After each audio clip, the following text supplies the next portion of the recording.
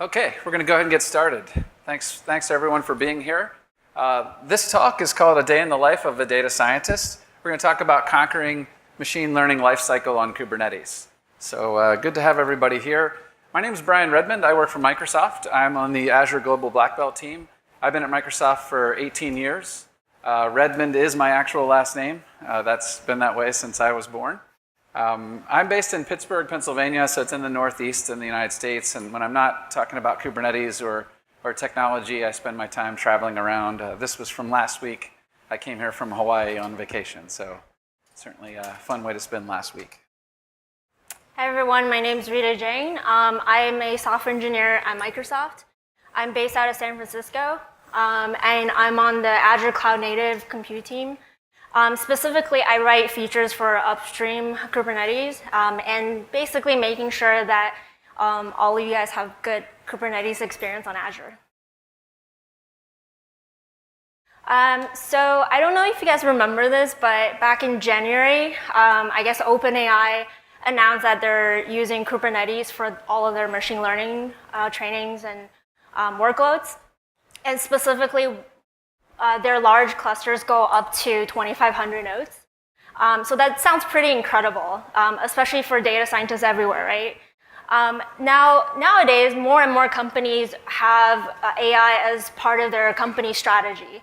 But not everybody has a dedicated infrastructure team just for their data scientist team. But a lot of companies do see the value of bring in DevOps practices to their machine learning workflow.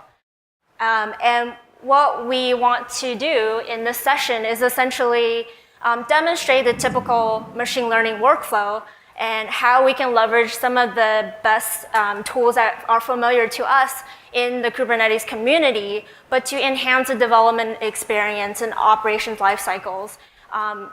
Meanwhile, we can abstract all of the complexity of managing and operating infrastructure for a lot of the end users. So before we get into all the fun demos, we're going to try to spend as much time in this talk on demos as we can. I want to talk through the typical kind of machine learning workflow and some of the issues that we run into and why we're trying to do some of this. When we talk about the data preparation side, really machine learning is only as good as the data that we have. And we end up with very high volumes of data. Large amounts of data that's very big in size. It creates a lot of issues around networking bottlenecks. How do you manage storage? If I want to do this in a distributed manner, how do I make that storage available to all of the different training kind of processes I have? And keeping track of data is also difficult. Maybe I want to version data sets and go back and forth to different versions. Maybe I want to automate training based on when I get new data, or maybe I don't want to do that. Maybe that's happening too often, and I don't want to train necessarily every time there's a change. So a lot of issues that we face there. Certainly on the training side, a training process is a pretty long-running process. Sometimes people run these things overnight, and they come back in the morning and see how it did. And so getting the parameters correct the first time is super important. The earlier we get to the right model is the earlier that we're actually taking advantage of it. And so if we're doing these things sequentially, we've got to find a better way to do it on a larger scale. If we're doing it in parallel, then it becomes pretty difficult to take advantage of distributed training technologies. There's a few solutions out there, and they're all fairly difficult to do well. And certainly getting the right hyperparameters is really key, and we'll talk about a solution and demo one here later today on how to do that. Now, once we have a model that we like and we're ready to use it in production and serve that as an API, there's a number of different issues we run into here. They're actually pretty much typical app dev issues, things that we solve with kind of DevOps practices. Things where I containerized this model. It worked on the test or dev machine, and we brought it to production. It didn't work as well. And we certainly want to try to address those kinds of issues with things like containers, dealing with scalability. We want to bring in feedback from production into our machine learning model. And so when people are testing against our serving model, we actually get feedback there, and we can actually incorporate that into the next training cycle. And certainly just generally automation and the things that we do around CI/CD and automation are super important.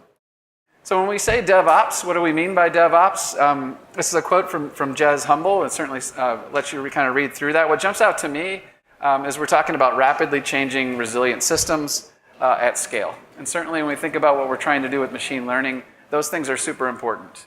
We want to be able to work with machine learning at a large amount of scale. It's changing very fast. We're going to take advantage of DevOps practices to do that.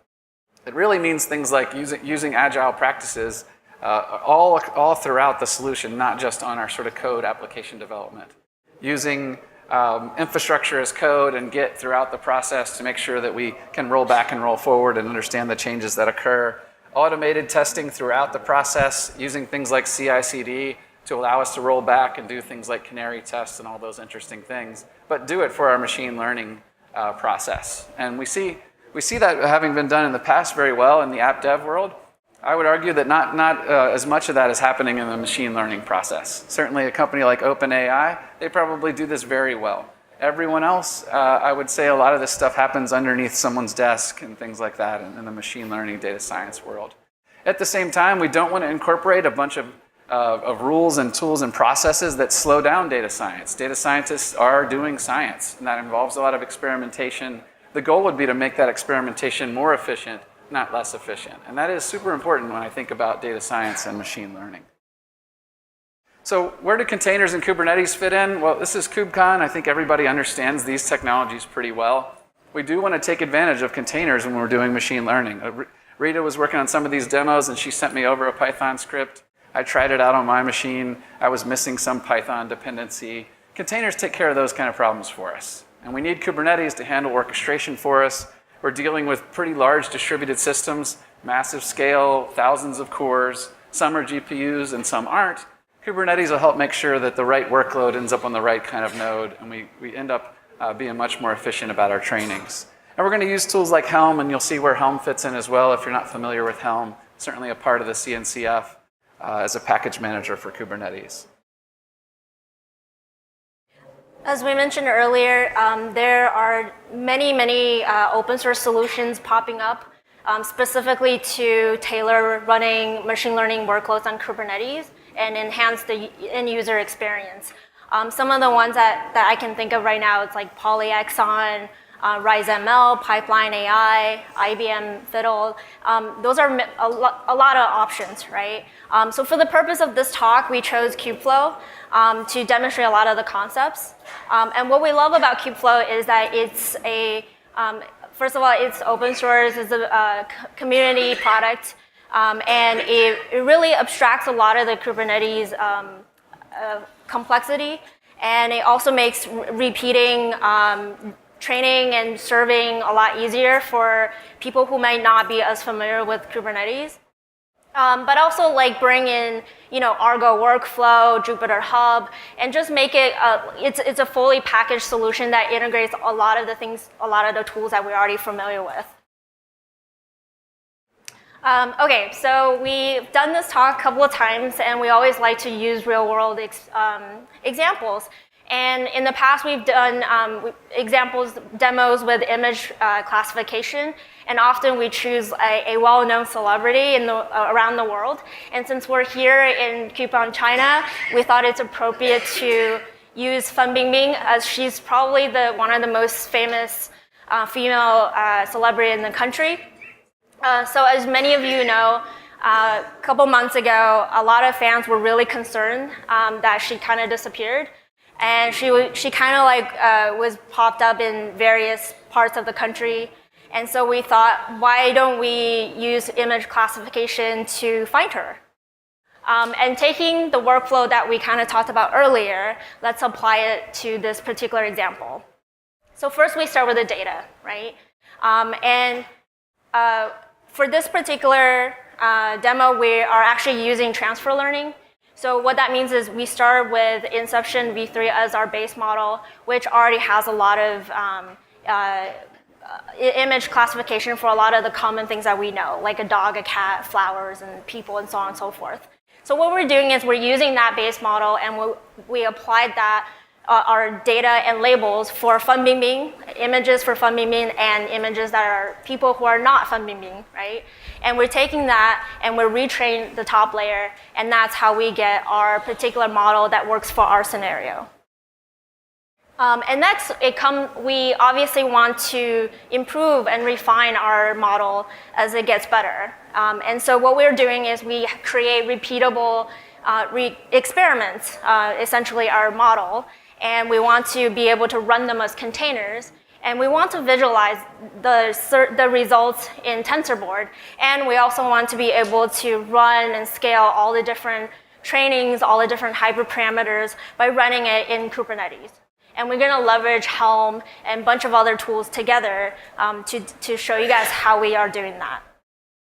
And last but not least, we obviously want to serve the model once it's ready to go. And we're going to, again, demonstrate how to do that and also serve the model and test it against some test images that we picked. Okay, so I'm gonna do the first demo here. And the first demo, I'm actually not gonna use Kubernetes, even though we're here at KubeCon. I'm just gonna show you kind of how we're gonna use containers to run one of these trainings and do this kind of transfer learning that Rita just described. So first I'm gonna jump out and show you the code. I'm gonna use VS Code here and let you take a look at what we have here. And so this retrain.python file, this is actually the transfer learning program that we're using that was described. And we're going to go through this line by line. I think it's 1,000 lines of code. So buckle up, and that's what we're going to do. But no, we're not going to spend any time in the code. But what this code does is it goes out and downloads that inception model, and then it actually pulls in these pictures in these directories. And so I have the FBB directory. That's a bunch of pictures of Fan Bingbing. That we're going to end up properly labeling that way. And then in the other folder, the not FBB, we have pictures of people that aren't her. And so our model is actually going to go through and scan these and understand and build a model that we can then use and serve and use in our application. And this is what the Docker file looks like for this application. Pretty straightforward. We just use the standard TensorFlow GPU image. We add in our code and our images, and we're going to go and do this execution of it. So let me go back over to PowerPoint and let you see this running. I'm going to run this in PowerPoint. These things take a bit of time to run, and so we have videos of them here. So I've got to get my mouse back. Sorry about that. Knew that would be trouble. So I do a Docker run command. You can see the parameters up here, a little bit hard to see, but basically I'm just running that image. I'm passing in a bunch of parameters that mostly just tell it what files are where to store all the files of everything. I do tell it how many training steps that I want, and this is going to end up being 4,000. Understanding the right amount of training steps is the kind of hyperparameters that we would want to be testing and validating. But you can see it's going to go off and run that, and we get back periodically an update on the results of the training and understand kind of how it's going. At the end of this, we end up with a model that we can then serve up and try out, and that's what I'm going to actually show you next. We're going to take the model that comes out of that training, and we need to serve that up, most likely as an API. There's a number of different ways to do this. I'm going to demo TensorFlow serving, but a lot of companies will go out and build their own API and wrap around that particular model. Maybe they build a Python Flask application that is an API so that it can control kind of how that result is displayed. But if I just want to test out my model really quickly, I can use something like TensorFlow Serving or Seldon and wrap that around my model and test it out. And I want to show you what that looks like.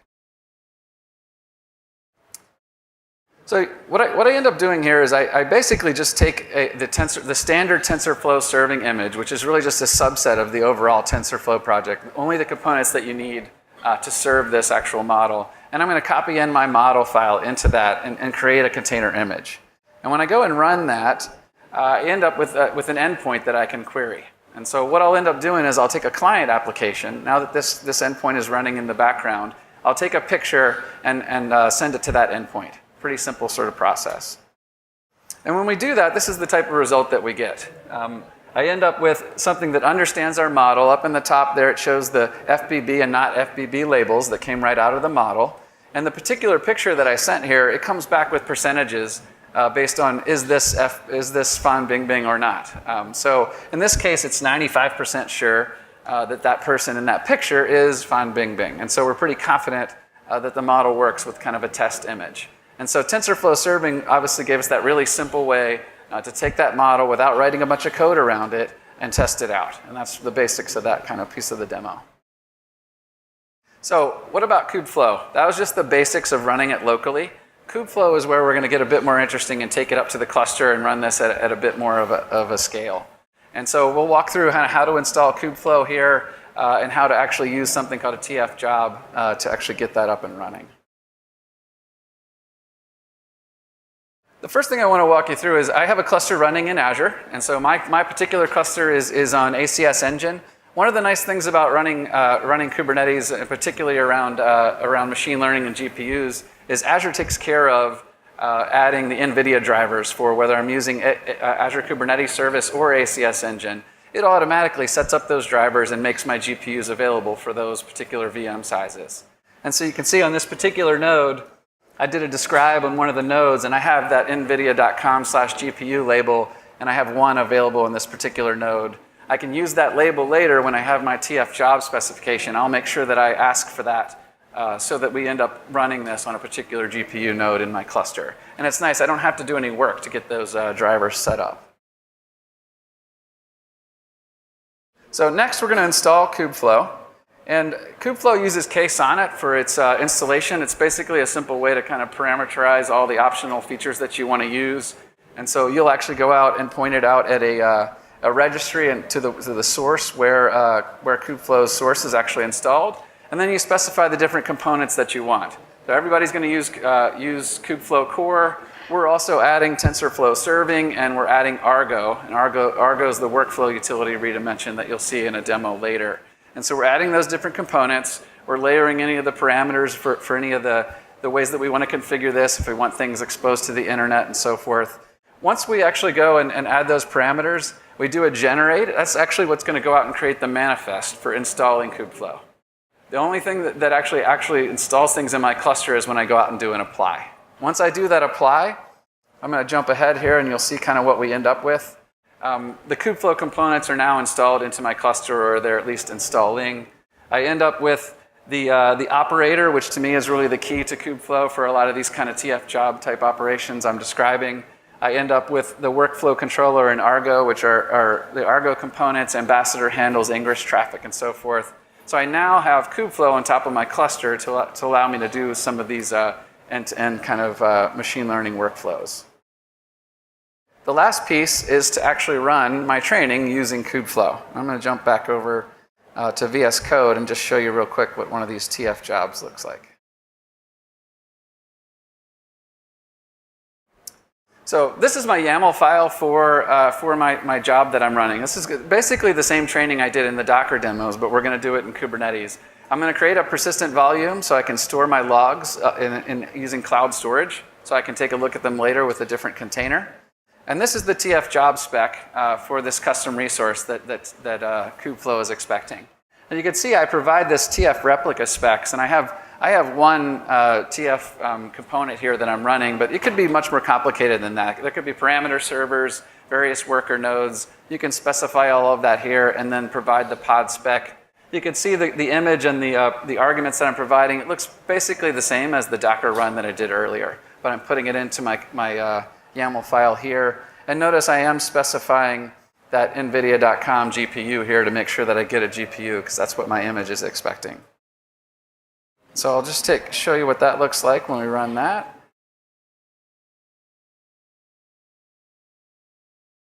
Getting that mouse back. You can see our KubeFlow components are all running. I'm just going to do a create on that YAML file. And what it's going to do is create the TF job and that persistent volume.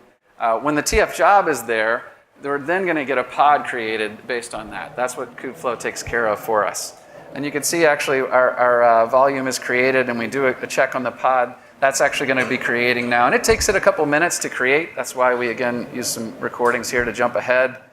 But if we go ahead and take a look at the logs, we can actually see that this thing's executed and our logs are stored up on cloud storage, and we could take a look at them with like a TensorBoard. So let me show you what TensorBoard looks like. You can see that my job is completed, and so after it's completed, I can actually spin up another deployment, which is TensorBoard, and I'll have both a pod with the TensorBoard in it and a service, and I'll show you kind of what that. I end up with my TensorBoard pod as well as the completed TF job, and then I can end up querying the browser and actually seeing my results and actually understand how did that work and how did everything go. At that point also, those resources are now available. Since that job is completed, that GPU is available for another training. but we have the results of this log to be able to evaluate the results and go from there. All right, so the next step is to actually hone these results and make them better since they're not absolutely perfect. And that's where Rita's going to show you the hyperparameter tuning stuff. As we talked about, this is for data scientists after all. And when we talk about science, it's an experiment, right? And with every experiment, we often want to try different hyperparameters to fine-tune our model to make sure that they improve over time. And as traditional experience, a lot of data scientists end up running, well, they probably have some machine, under their desk somewhere, and they have limited GPU resources, and so what that means is they have to trigger one job to finish and wait for hours, maybe days, right? And so that they can start another experiment. So what we're going to show is a way to fully leverage Kubernetes in the sense that we're going to scale and test different experiments in parallel so that we can test different hyperparameters by marrying the best part of KubeFlow, TF jobs, and Helm so that we can allow Kubernetes to spin up all the different pods that are necessary to complete an experiment. And meanwhile, we have one centralized tensor board instance that essentially allows us to look at logs and results from every single experiment thereafter and be able to compare and contrast how the performance of each experiment at the same time. So in order to do this in a Kubernetes cluster, obviously you're going to say, well, does that mean I have to create powerful GPU machines and just let it sit idle and make sure they're available when my users does kubectl create? No, we definitely don't want that. So there are different ways to autoscale your cluster. Obviously, there's Cloud Autoscaler, which allows you to create and delete VMs on demand. So for the purpose of this demo, we're actually going to use a virtual kubelet and Azure Container Instance.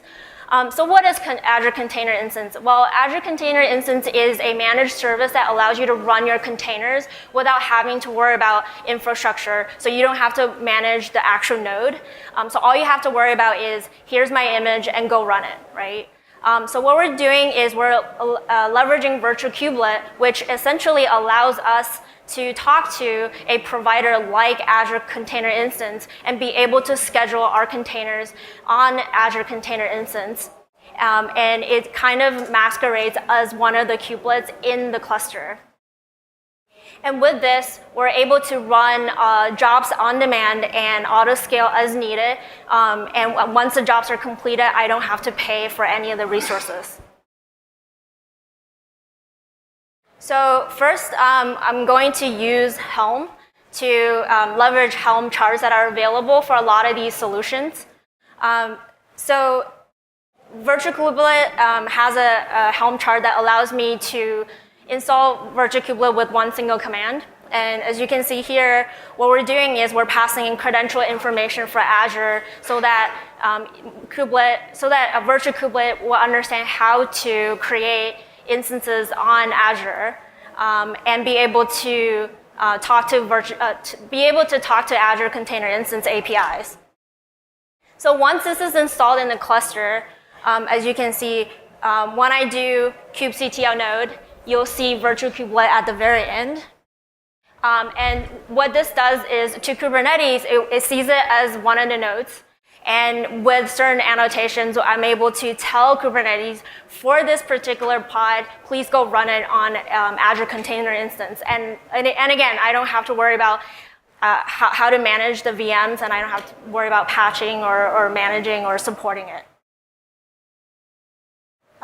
So next, now that we have Virtual Kubelet up and running, what we want to do is, again, use Helm to install our hyperparameter chart. So what we've done here is taking the deployment YAMLs that Brian just showed earlier, again, leveraging KubeFlow to schedule these TF jobs in parallel, right? So now let's go take a look at what that chart looks like.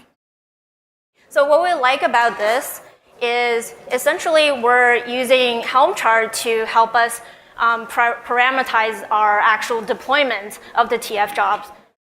So here, as you can see, we're actually using different hyperparameters, but also exposing them as parameters to our deployment. So here is a typical deployment file. And as you can see here, this chart actually creates a permutation of TF jobs based on the parameters that we want to test.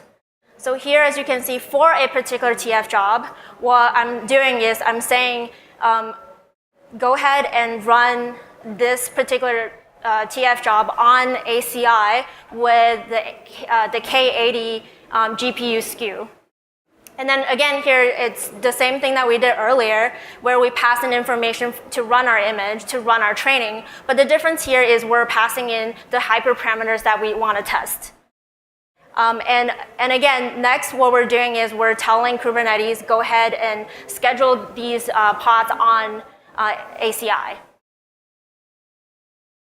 So now coming back to the demo.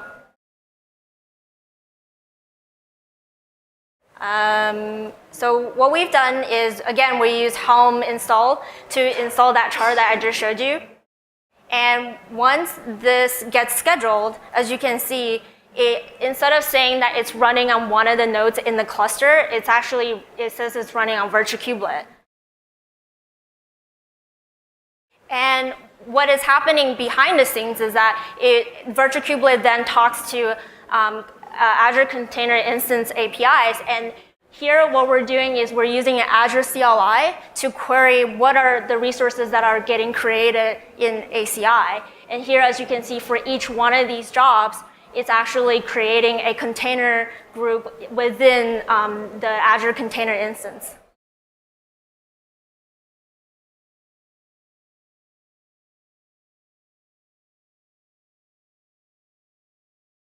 So here is a look at what is happening when I'm running these training jobs on ACI. So much like any kubectl command, you can also understand like this is actually the events that are happening when you run the container, when you run the pod.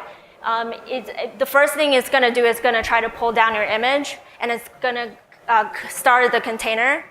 And then next, what you can see is you can again look at the logs of each container, and you can look at the progress of each training job as they go.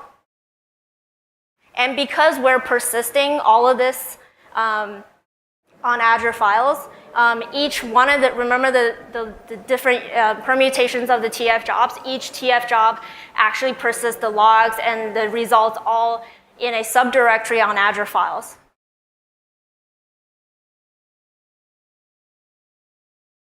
And as part of our chart, we also deploy TensorBoard.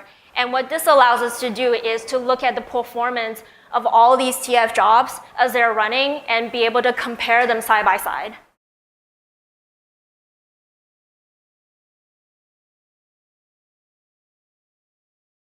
All right, so that was a demonstration of how a data scientist can leverage Helm, virtual kubelet, and ACI to run experiments in parallel. Next, what we want to show is how data scientists actually want to run an ML pipeline end-to-end. Meaning, how do I go from data preparation to training to serving in a more intuitive and simple way? And what we're doing here is we're, again, leveraging Argo Workflow, which is an open source solution created for Kubernetes to run workflow. So in order to run an ML pipeline, what we are doing is first we have to containerize each component, each stage in our pipeline.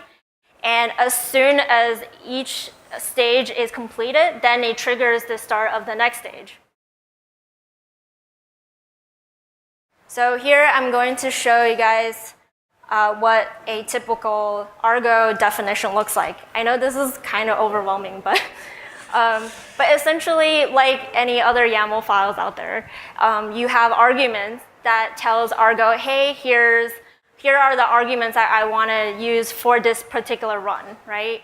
And when you define an Argo workflow, you also tell Argo, hey, here are the different steps. Here are the different stages. And for each stage, you can, again, create definitions to tell Argo, here's what I want you to do in Kubernetes. So here, as you can see, we have a couple of different stages. And I'm going to, so let's say for TF train, down here, I describe what TF train stage is supposed to do. And again, much like what we did earlier, it does nothing but tell Argo, here's the YAML that I want you to run, and essentially it creates a TF job, right? And what this does then, again, runs all of these, runs this TF job, and then once it's done, once it's completed, then it triggers the serving piece. So down here is the serving, the inference stage, and then once again, what it does is it takes the output from the previous stage and expose it and serve it as a serving endpoint for our tests, our Python script to test a test image. So coming back to our demo,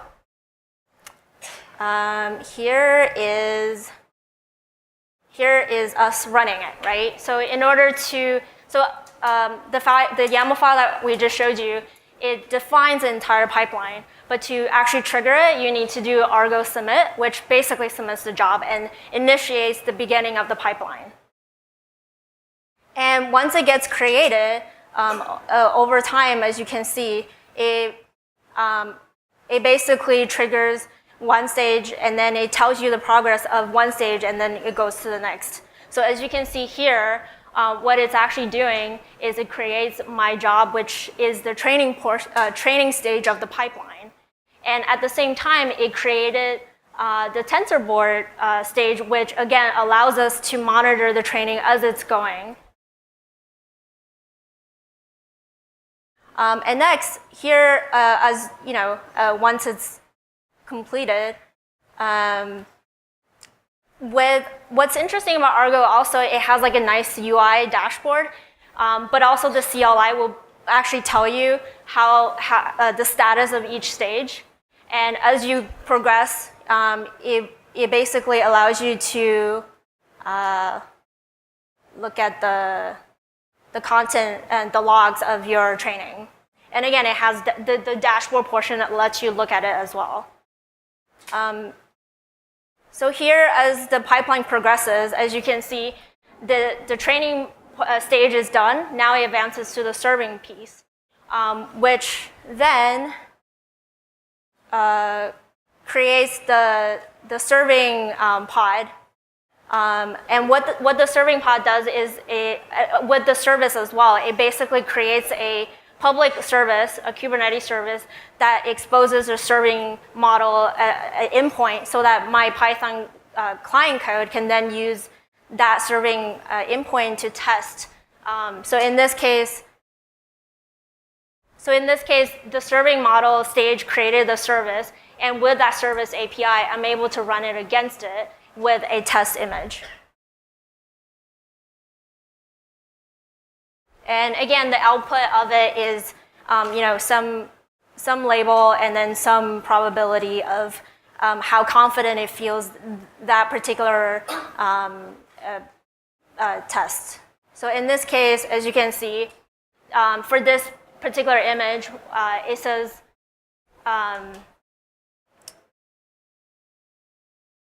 so for this particular image, it basically will be able to tell you, hey, it's not fan bingbing, and this is the probability.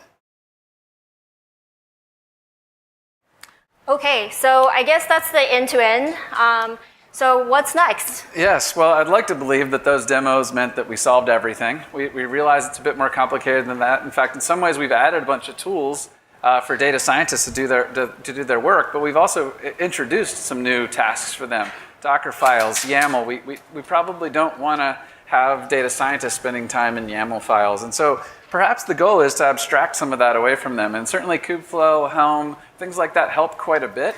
And we probably need to do some work to make that a bit easier. From the data preparation side, we didn't really talk about some of the things that you can do around data. So there's tools like Pachyderm out there that can help in that kind of thing. And certainly you can use that along with KubeFlow.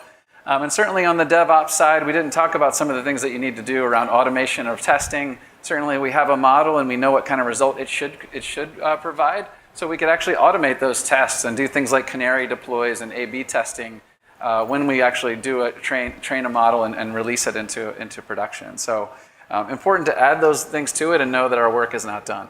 And if you want to learn a little bit more about Pachyderm for versioning your data set and triggering a new training, definitely go and check out Samuel's session tomorrow. It's called Modern Data Science in Cloud Native World, so please do that. It's actually in this room.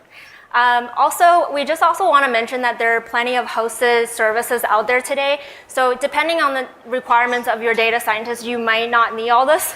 So I just want to call that out, like Azure ML Studio, Cognitive Services, SageMaker, AutoML. So those are actually out there. But again, this is for people who want to kind of manage their own training and prediction workflow. And again, there's tons of open source stuff popping up in this space. And I also want to just call out that last week, KubeFlow pipeline was released, and it's very much, includes a lot of the Argo stuff that I demoed earlier so that you can create a pipeline. But KubeFlow pipeline has a nice user interface and kind of abstracts a lot of this complexity from the end user. And also check out KubeFlow Fairing, was also released last week, I think. Essentially, it leverages Metaparticle, and it allows end users to label parts of their Python code and be able to kind of go from development to training very quickly without having too much understanding of the infrastructure piece. So obviously, you can go try this code. We'd love to have people try this out. It's all out on GitHub. We're a bit over on our time, so we certainly will take questions kind of in the back, but I certainly want to thank everybody for coming and joining in for the session. I appreciate it, and enjoy the rest of your KubeCon. So I just want to mention all the code and the demos, all the video recordings are all up there in the first link. So please do check it out, and we are definitely open to issues and PRs. Nice.